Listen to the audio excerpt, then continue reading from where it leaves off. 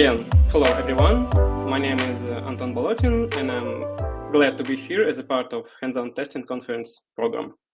And today I would like to talk with you about such a problem as the regression testing trap. In my practice, I often face the fact that a significant part of time is spent on performing the same regression tests, which prevents us from focusing on more creative and innovative tasks. We'll break down a few approaches to help optimize this process, making it a little less routine and more effective. I hope that my presentation will be useful and you will be able to apply these ideas in your work. So, let me start by telling a little about myself. As I said previously, I have been working in the testing field for more than 7 years. Right now, I work as a quality assurance specialist in the Japanese IT company Suramitsu. I have large experience in manual testing, automation tests, load testing, and building testing processes on project from scratch. I'm also doing mentoring, teaching, consulting, and everything related to quality assurance and testing. And in the QR code, you can see my LinkedIn. So, first of all, I want to say that I love testing. These are a lot of cool tasks and interesting challenges, opportunities, and ways for professional growth in testing. We can do functional testing, integration testing, usability testing, UX, UI testing, load testing, automation, front-end, back-end, mobile, Android, iOS, database, hardware, and much, much more. But what do you think most QA specialists do at work? They do regression testing. But please don't get me wrong, I love regression testing. Regression testing is a very good thing, and this type of testing helps us to look back and see if the system works fine after implementing new features. So I think regression testing is our best friend, but not when it becomes too much. After some time of development, the products get more and more features. More and more test cases are written for them, and they move to the regression test suite. And at some point, you could find that in your 2-week Scrum sprint, almost all the time is taken up by regression testing. I mean, it's maybe hundreds, thousands of test cases that absolutely have to be tested before a product release. And if you don't do something with that, it's only going to get worse.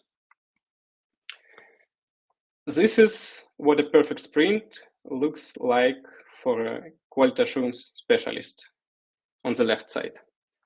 At the beginning of the sprint, we spend a few days writing test cases for new features. After that, we spend a few days testing new features, find defects, create bug reports, and retesting them after fixes. And then we spend a few days for regression testing to check that everything is fine, new features didn't break the old ones, and we still have time to fix some defects if we find some. And on the right side is an illustration of how things most often go in practice. 1 day for test cases, 1 day for new features, and the endless regression testing. I heard a lot of stories about projects which don't have no automation, and because of that, they in regression testing hell.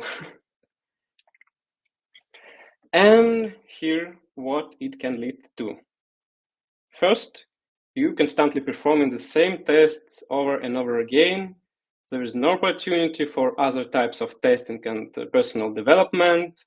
Then lack of type. It leads to decrease of product quality. It's increased personal stress, low motivation, burnout, firing, and leaving the profession. Yeah, as a mentor for quality assurance specialists, I heard of a lot of stories from people who works only with regression testing, and they have a burnout and leaving the QA professions, and they said, I will never go back. No, not regression again. So this is what I call the regression testing trap. It's when you come to work day after day and do the same thing without any chance of progression, and you feel like you're in the film Groundhog Day. So as I say, I was in the trap too, and now I want to share my story with you. I once worked on a project that was already in a very mature phase. It's about 3 or maybe 4 years of production. We're testing front-end, back-end, databases, and a lot of integrations with other systems, for which we often involve colleagues from these systems to testing them together. So we had 2-week sprints and did one release every 2 weeks. Regression testing of the whole system took about 3 or 5 days, just about the half of the sprint. And then one day, project manager came to us and said, team, we've been successful with the release every 2 weeks for a long time. Let's now do release every week. Of course, we said that's impossible. That's absolutely impossible because testing, regression testing takes almost a working week, 5 days. Yeah. And of course, we start releasing every week. It was a nightmare. And now we understand that if we do nothing with that, things are gonna get really bad. So what can be done about it? And what I learned from this situation. It's about save your time. It's about saving as much time as you can. You need to start counting time. You need to understand how to reduce regression time. You need to understand what changes you can implement to do this. And here I will suggest some ways to help you do this. Here I have a report from TestRel on how often different organizations deploy new releases, and let's take a look at it. If you have release every month or every 2 months, you can relax. It seems you should have enough time for everything. If you have releases every day, I think your processes are probably good if you can do it. But statistics say that 18% of respondents have released every week. So the main character in Groundhog Day had 24 hours to do something different, and then his day would start all over again. And we, on the other hand, have a full sprint time, a week or maybe 2, to do something differently before the sprint starts all over again. So let's see what we can do. And here some solutions. Step number 1, stop and look around you. You should analyze the state you are in. It's absolutely clear that regression testing takes a lot of time, but the main question is why does it take so much time? What is it taking time for? Where is the bottleneck? Maybe we have a lot of test cases. Maybe we're taking a lot of time to create bug reports. Maybe it takes a long time for writing new test cases. Maybe it takes much time to generate testing data. And what about our colleagues from other systems that we involve in testing, and they take a long time to respond to us. So make time spent analysis. This is the most important step to understand what changes you need to do. So we did some analysis and realized that we were running out of time for various reasons. Let's try to solve some of them. For example, if before release we test absolutely all test cases from the regression set, we can make a separation of regression sets. I mean, it could be small regression, which contains only the most critical tests. It may be large regression, which contain all tests, and smoke suite for checking general system work. How it could work? So, if you have, for example, major releases and minor releases, for example, on minor releases, you can check only the most critical tests. If you discuss it with the team and they said, okay, that's enough. And on the major releases, you can check large regression sets to check that everything is absolutely okay. So the next solution. Ask developers for analyzed changes. For example, you may have a system consisting of 10 microservices, and during the sprint, only one of them was changed and the other services were not affected. And perhaps it may not be necessary to regress all microservices if the change was only in one of them. And your developers can help you with analyze that changes. Bug report templates. This is one of my favorite life hacks. At some point, I realized that it takes me too much time to create a new bug report. And this time is spent not on describing the defects, but on filling in secondary fields. I mean, environment version, severity, priority, and all that stuff.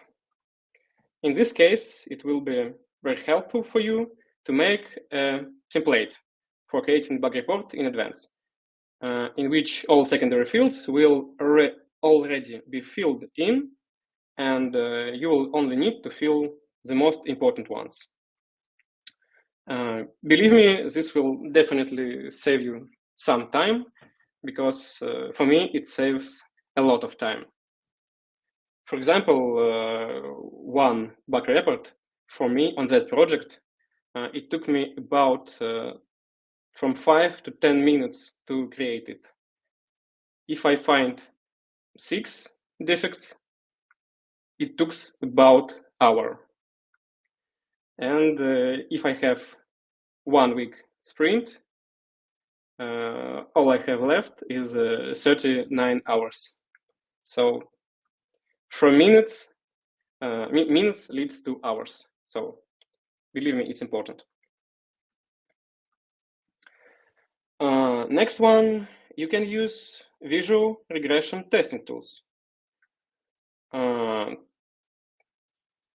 What I mean, we have some tools in internet, for example, Apply tools or some tools from browser stack for checking your UI.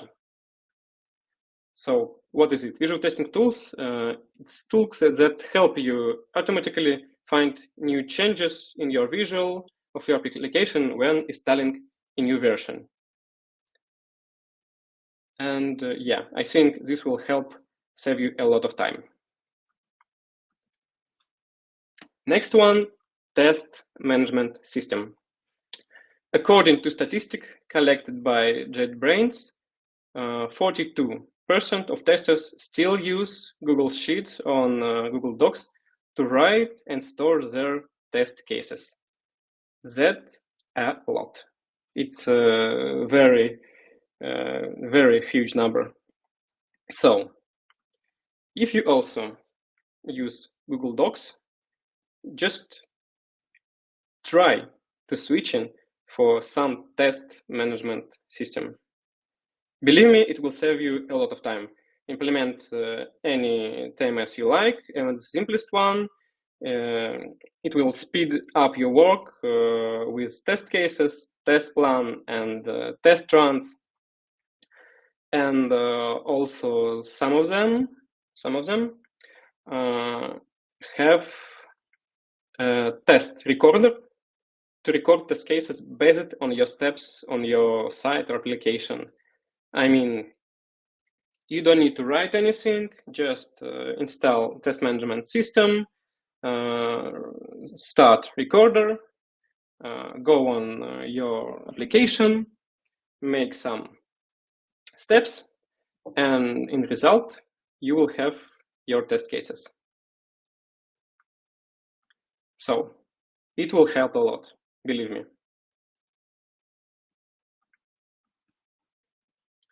Next one, use mock to test integrations. What are mocks?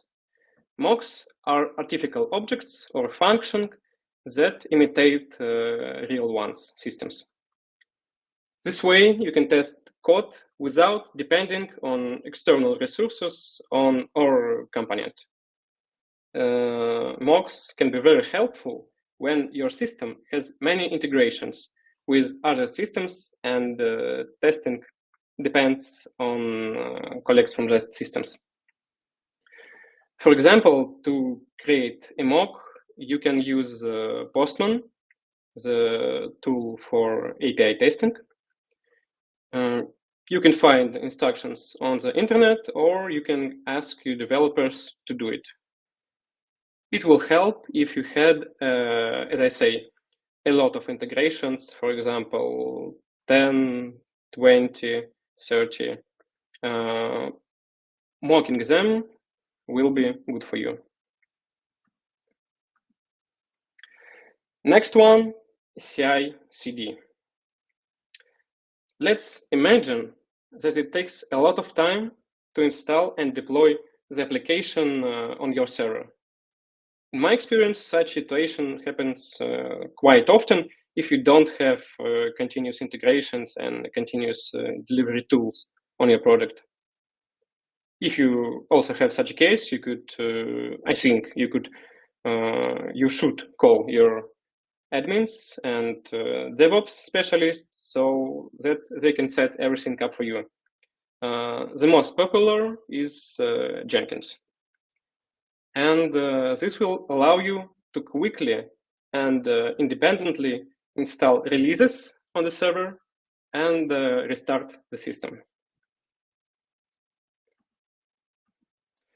Next one, API testing. If you only have UI testing on your project right now, then testing API endpoints can help you save a lot of time. If you have microservices, they can be called via API to check that they are enabled. If you have endpoints that send some data to the front end, they can also be called via API first to make sure that everything is working fine. If we look on the testing pyramid, we can also see that API testing are much faster in finding bugs at an earlier stage than UI testing. And as I said previously, Postman, the most popular tool for API testing. You could find instruction in internet how to use them. It's must-have for every backend testing. Next one, you can use AI. AI can now be used for any task. for example, writing test cases, writing automated test code, requirements analysis, and so some routine work can be shifted to AI. But be careful and do not share NDA data with AI because it's no good. And here I'm attaching some statistic how QA can use AI. Let's say it's about write test cases, create automation script, manage test data, debug test code, and much more. AI can save your time. Next, regression automation. And you've probably been waiting for this point from the very beginning. And yes, testing automation is still the best way to reduce the time for regression testing. Before this, all my advice was for people who do not work with any code and do only manual testing. And now I want to reveal a secret. Testing automation is very easy. So, what do I mean? To solve the problem of reducing the time for regression, you do not need to study any programming languages for this. You do not need to study test automation frameworks. And now I will tell you what do you need. You need record and play. Record and play is a tool in which all your steps in the application or site are recorded and converted into automation test code. So you can just turn on record and play, pass your test cases for regression, and as a result, you will receive a ready automation test script that you can use next time in your regression testing. So it works like a TMS, but different results. In TMS, you can get test cases from your steps, and here you can get a ready automation test script. It sounds very simple, doesn't it? You can find the tool you need for this on the internet. As for me, I can advise you to look at Playwright and maybe Catalan Studio. I think this is the most famous tool for record and play. But of course, there are much more tools. And last one, if your team don't have enough experience, you can invite a specialist to audit your testing processes. This will give you an outside perspective and give you specific steps to take to improve the process. And I think sometimes this outside perspective, look at your project, can save a huge amount of time and a huge amount of money.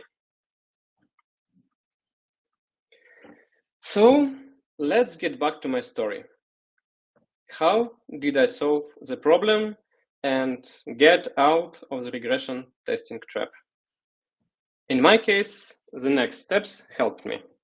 First of all, steps 1, of course, I analyzed the situation and found several bottlenecks. So next, we had a lot of problems, a lot of issues with test data generation, because on that project it was how can I say? I think it's not easy fintech project. Yeah. So we optimized this process by asking the developers to write a custom tool to generate the test data that we needed in the right format. And it saves us a lot of time, and that led me to the next step.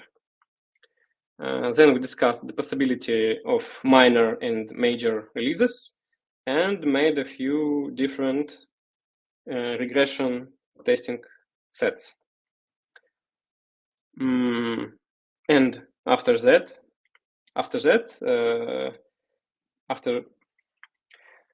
I winning some time. I save a lot of time, and I start test automation on project. So I started with the most simple test cases, and then automated more and more and more. And at the final, we implement CI/CD, Jenkins. We created jobs for automation tests and for environment updates.